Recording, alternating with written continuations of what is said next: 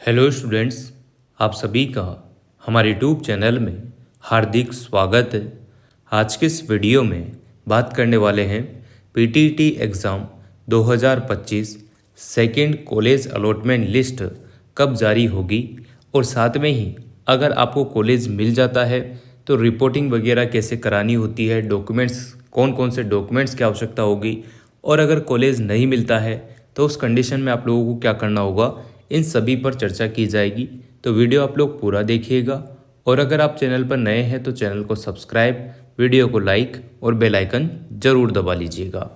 देखिएगा स्टूडेंट्स, जिन सभी ने भी पीटीईटी के लिए सेकंड काउंसलिंग के दौरान यहाँ पर भाग लिया है तो 10 अगस्त 2025 से लेकर 14 अगस्त 2025 तक यहाँ पर जो है जिनके भी रजिस्ट्रेशन हो चुके थे उन सभी को फॉर्म भरना था, डबल से कॉलेज फिल करने थे तो उन्होंने कर दिए होंगे। अब जो लिस्ट आएगी, पहली लिस्ट जो अलॉट होगी सेकंड काउंसलिंग के दौरान तो वो होगी 18 अगस्त 2025 को। यानी कि अगर आज 16 अगस्त 2025 है तो कल और परसों के दिन 18 तारीख को 18 अगस्त 2025 को 11 बजे से लेकर सुबह 11 बजे से लेकर शाम को 4 बजे के बीच में कभी भी जो है कॉलेज अलॉट हो सकते हैं। अगर हम बात करें कॉलेज अलॉट होने के बाद आपको क्या करना है, रिपोर्टिंग कैसे करानी है, डॉक्यूमेंट्स कौन कौन से होंगे, उस पर बात कर लेते हैं। उनकी भी बात की जाएगी जिनको कॉलेज नहीं मिलेगा। पहले हम बात कर रहे हैं उन स्टूडेंट्स की जिनको मान लो कॉलेज मिल गया है या मिलने वाला है। ठीक है, तो देखो, जिन भी बच्चों ने ज़्यादातर कॉलेज भरे होंगे और अच्छे ठीक ठाक मार्क्स होंगे तो उन्हें लगभग कॉलेज सेकंड लिस्ट में मिल जाएंगे। जब भी आपको सेकंड लिस्ट में कॉलेज मिलते हैं तो आपको पीटीटी की साइट पर आना होता है। वहाँ पर एक तरफ लिखा होगा अलॉटमेंट लेटर करके, तो उस अलॉटमेंट लेटर को आप लोग अपना जो भी काउंसलिंग आईडी है, रोल नंबर है, पिता का नाम, माता का नाम, जो भी है उसमें जो भी रिक्वायरमेंट रहती है, डेट ऑफ बर्थ वगैरह करने के बाद आप लोगों को कॉलेज अलॉटमेंट का पूरा लेटर देखने को मिल जाता है। उस लेटर के आप लोगों को प्रिंट निकलानी होती है, ठीक है ना।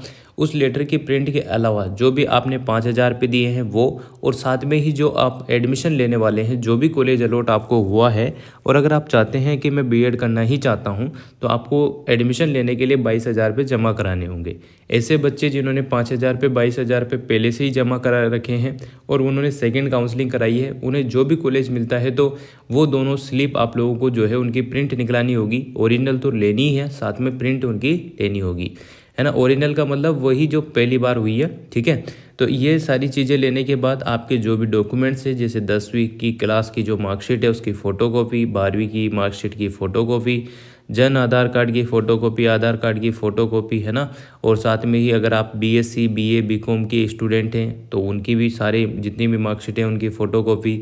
अगर आपने कोई पीजी कोर्स कर रखा है 2 ईयर वाले स्टूडेंट ने तो वो भी चाहिए यहाँ पर, है ना। और जो 12वीं पास कर आए हैं बीएससी, बीएड, बीए, बीएड वाले, वो तो 10वीं 12वीं की मार्कशीट, आधार कार्ड, मूल निवास, जाति प्रमाण पत्र, ये चीज़ें ही लेकर जाएंगे, ठीक है। जाति और मूल निवास और चरित्र प्रमाण पत्र ये तो सभी का आवश्यक होता है। अगर जिन भी बच्चों के माइग्रेशन की आवश्यकता पड़ती है तो माइग्रेशन आप लोग जो है 1 महीने के अंदर जमा करा सकते हैं।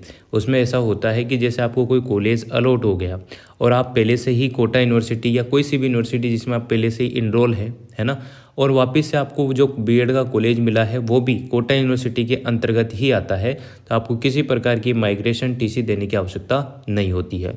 और अगर मान लो आप 12वीं पास करके आए हैं तो उस कंडीशन में तो आप लोगों को स्कूल से टीसी लाकर देनी ही होगी, क्योंकि फिर आप कॉलेज में नहीं हो, आप स्कूल से कॉलेज में ट्रांसफ़र हुए हो, कॉलेज में आए हो, ठीक है। पर वो बच्चे जो ऑलरेडी ग्रेजुएशन कर चुके हैं 2 ईयर बीएड वाले, तो उन्हों के इस टाइप से जो है यूनिवर्सिटी में ऑलरेडी अगर इनरोल है तो माइग्रेशन टीसी लाने की आवश्यकता नहीं है। अगर मान लो किसी बच्चे को, अगर कोटा यूनिवर्सिटी से वो पढ़ता था, बीए, बीएससी, बीकॉम उसने किया और उसके बाद उसको राजस्थान यूनिवर्सिटी वाला कोई भी कॉलेज अलॉट हो गया, यानी कि जयपुर के साइड का कोई कॉलेज अलॉट हो गया, तो उस कंडीशन में उस बच्चे को जो है यहाँ से माइग्रेशन निकलाकर वहाँ जमा करानी होती है। वो जब भी कीजिएगा जब आपको कंफर्म हो जाए कि हाँ अब मेरा एडमिशन यहाँ हो गया है, अब मुझे माइग्रेशन की ज़रूरत पड़ेगी, तो आप लोग ले जाइएगा। ऑफलाइन ही आप लोगों को लेनी होगी, क्योंकि ऑनलाइन का ओनली मात्र पोर्टल ही स्टार्ट है ना। कोई गारंटी नहीं है कि आ भी जाए माइग्रेशन घर पर, नहीं भी आए, क्योंकि बहुत स्लो प्रोसेस होगा। जिससे अच्छा आप लोग कोटा यूनिवर्सिटी जाएं, और शायद शाम के टाइम ज़्यादातर जो है माइग्रेशन मिलती है, तो आप लोग खिड़की नंबर 105, 110 में जाके ट्राई कर लेना, मिल जाएगी आपको, ठीक है। तो ये तो रही बात जो आप लोगों को समझ जानी चाहिए, समझ में आ भी गई होगी। अब डॉक्यूमेंट्स की बात भी मैंने बताई दी कि कौन कौन से डॉक्यूमेंट्स यहाँ पर चाहिए, वही 10वीं 12वीं जन आधार, आधार कार्ड, है ना, और जो भी आपके सर्टिफिकेट है, कास्ट सर्टिफिकेट, जो भी मतलब है ना, जाति मूल, ये सब चीज़ें, ठीक है ना।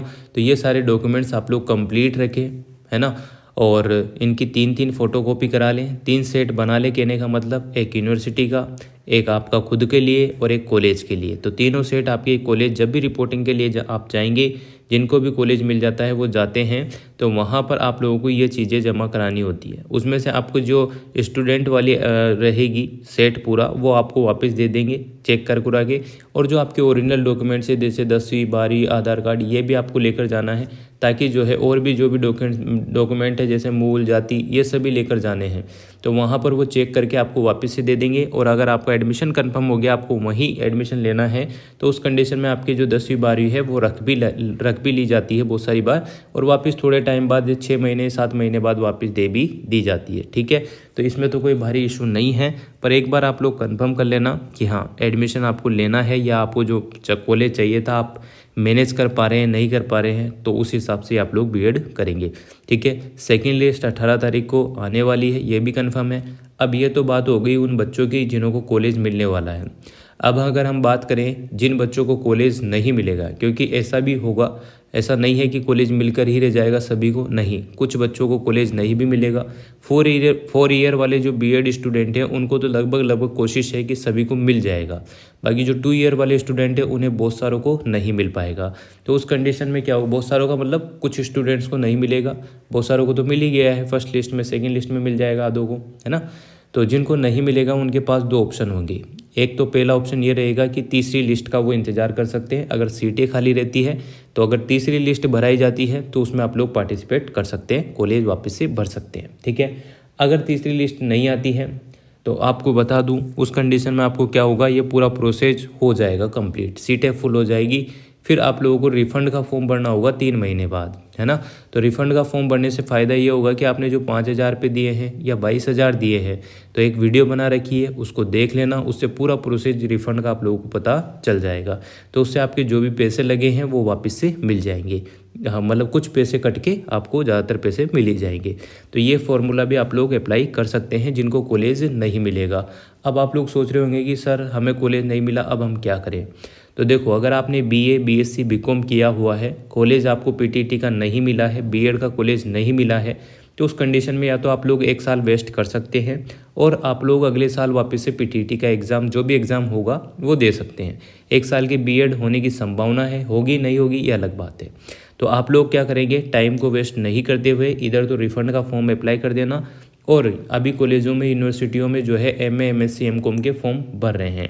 तो जो भी स्टूडेंट आर्ट्स वाले एमए करते हैं, बीएससी वाले एमएससी करते हैं, बीकॉम वाले एमकॉम करते हैं, पर ऐसा ज़रूरी नहीं है, बीएससी बीकॉम वाले जो है एमए भी कर सकते हैं। तो आप लोग जो है अपनी मास्टर्स कंप्लीट कर लेना, क्योंकि ये साल तो जा ही रहा है, अगला साल और चला जाएगा जिसमें आपकी मास्टर्स कंप्लीट हो जाएगी।